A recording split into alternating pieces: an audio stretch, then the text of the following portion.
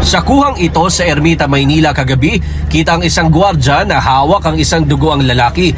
Tinaga pala ang lalaki ng isa pang lalaki na nakaalitan daw niya sa hindi pa malamang dahilan.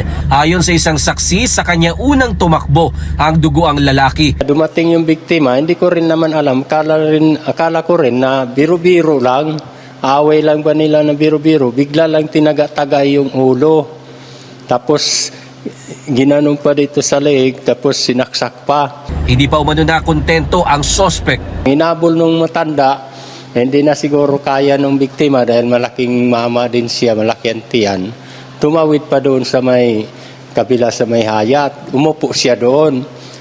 Pinuntahan din siya, hinabol siya doon, tinaga pa siya doon, tsaka sinaksak. Hanggang isang gwardya raw malapit sa lugar ang nag-warning shot. Nang harapin daw ng sospek ang gwardya, formang hindi ito magpapaawat kaya binaril na siya ng gwardya. Dalawang tama po ng bala ang kanyang tinamo mula sa pagbaril ng ating security guard. Magkakilala raw ang dalawang nag-away. Inaalam pa ng pulisya kung ano ang naging dahilan ng pananaga ng sospek. Dinala sa ospital ang biktima at ngayon nasa ligtas ng kalagayan. Masasabi natin na sobrang galit niya sa sobrang dami ng taga na inabot niya.